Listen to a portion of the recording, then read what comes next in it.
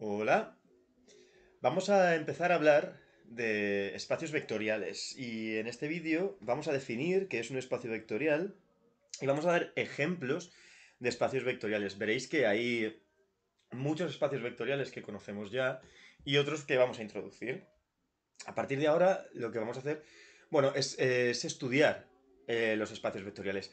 ¿Qué es un espacio vectorial? Un espacio vectorial es una estructura algebraica. Si recordamos qué era una estructura algebraica, no era más que un conjunto en el que hay unas operaciones definidas y esas operaciones cumplen ciertas propiedades, ¿de acuerdo? Bueno, pues como por ejemplo los grupos, los anillos o los cuerpos.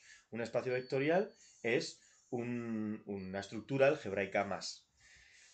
Antes de dar la definición de espacio vectorial, quiero que, bueno, pues que veamos un ejemplo en el que vamos a ver que en realidad estamos familiarizados con espacios vectoriales.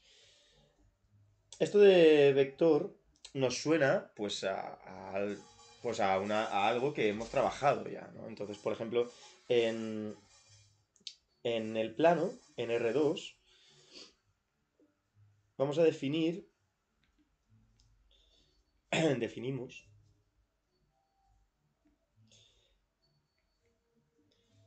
estas operaciones.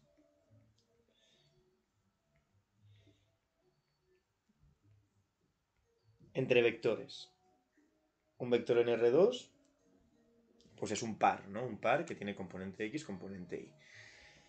¿Y qué sabemos de R2? Sabemos que, bueno, pues si tenemos un vector x1 y 1 y le sumamos otro vector x2 y 2, ¿no? ¿Cómo se suman vectores? Pues la primera con la primera, x1 más y1, y la segunda con la segunda, x2 más y2.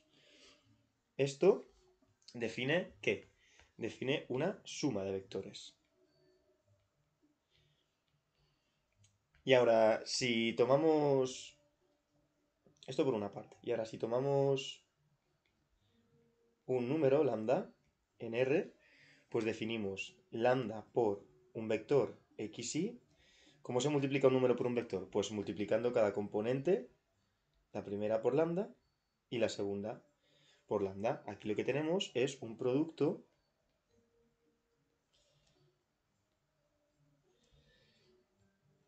de lo que llamamos escalares, un producto por escalares. ¿Vale? Estos son dos cosas que hemos trabajado. Por ejemplo, 5 3 más menos 2 4. ¿Cómo funciona esto? Pues es 5 menos 2 3 y 3 más 4 7, ¿no? Y si hacemos 2 por 7 un medio, por ejemplo, pues esto es 14 1, ¿no? Estos son ejemplos de estas dos operaciones que acabamos de definir. Bien, vamos a observar qué, qué propiedades tienen estas operaciones. ¿Qué propiedades hay? Pues tienen las siguientes propiedades. Tenemos que la suma de dos vectores es un vector. Es decir, la suma es interna. ¿Qué significa esto? Interna.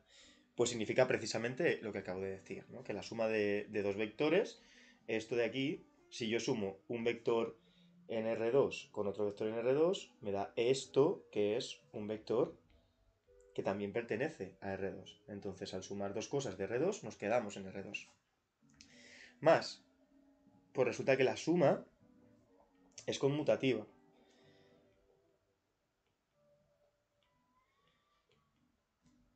Me da igual sumar el vector u más v que el sumar el vector v más u. También es asociativa.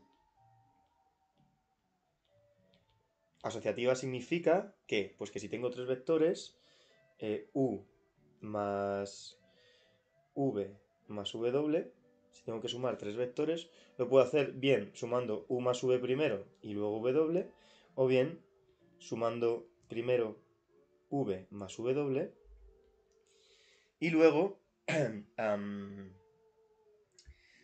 y luego U. Más propiedades. Hay un vector especial al que llamamos elemento neutro, que es el vector 0, que es un vector, pues en este caso sería el vector 0, 0, ¿qué es lo que cumple? Pues cumple que si yo le sumo 0 a cualquier vector, entonces obtengo el otro vector. Y también tenemos para cada vector un elemento opuesto,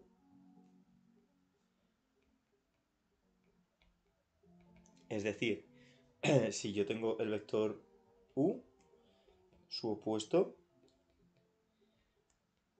¿cuál es? Pues es menos u, ¿no? Ponemos un menos delante y al sumar obtenemos el elemento neutro de la suma. Todas estas propiedades cumplen la suma de vectores en R2, que es pues, algo que conocíamos ya.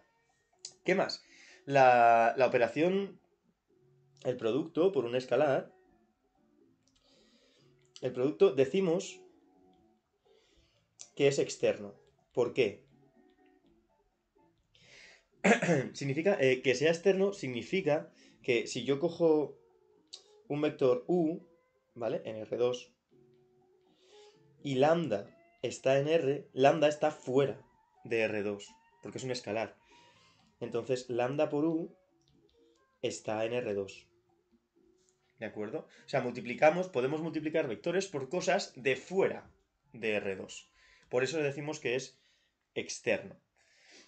¿Qué más cumple? Pues cumple que 1 por un vector, ¿cuánto vale? Pues el vector, ¿no? Porque multiplicar por 1 es no hacer nada. Y este 1 de aquí, está en R, porque R es un cuerpo.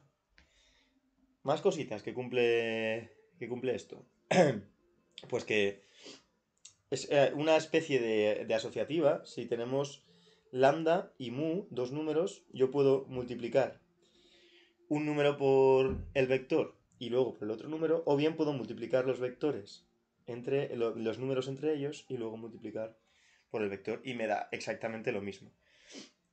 De la misma manera ocurre con la suma. Si yo tengo la suma de dos números multiplicada por un vector, aplico la distributiva y es lo mismo que multiplicar lambda por u más mu por v. Y por último, pasa lo mismo si lo que tengo es una suma de vectores y un número, lambda por u más v, aplicamos la distributiva y es lambda por u más lambda por v. ¿Vale? Todas estas propiedades cumple el producto. Bueno, pues resulta que un conjunto, en este caso R2, en el que hay dos operaciones. Una es la suma de vectores y otra es el producto por escalares que cumplen todas estas propiedades. A esto le llamamos un espacio vectorial. Entonces decimos que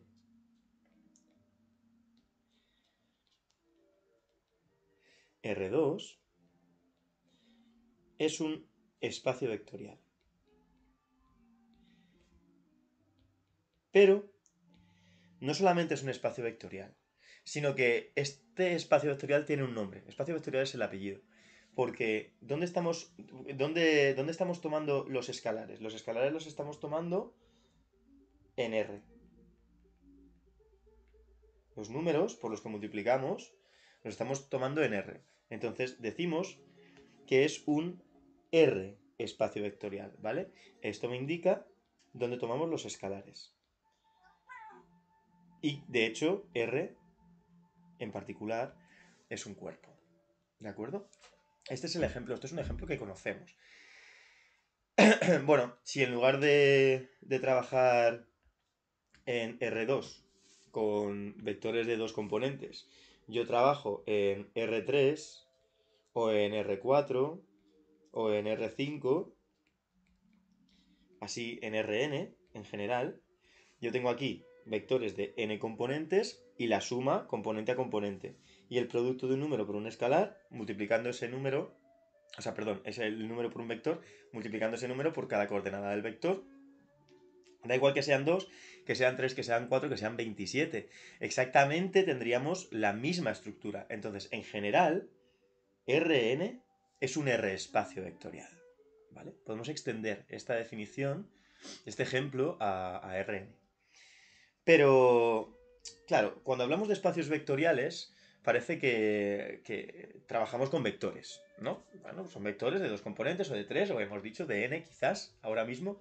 Pero en realidad, vamos a ver otro ejemplo. Vamos a ver otro ejemplo y es el siguiente.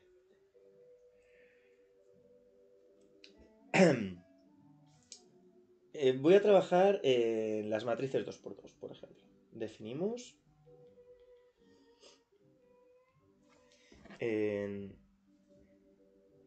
M2 de R, así, matrices 2x2 con coeficientes en R, pues dos operaciones, también como antes, serían, por ejemplo, A1, o sea, sí, A1, B1, C1, D1, más A2, B2, C2, D2, ¿no? Si yo sumo dos matrices, ¿cómo se suman? También como elemento a elemento. Sería A1 más A2, B1 más B2, C1 más C2 y D1 más D2. Así se suman matrices y definimos una suma.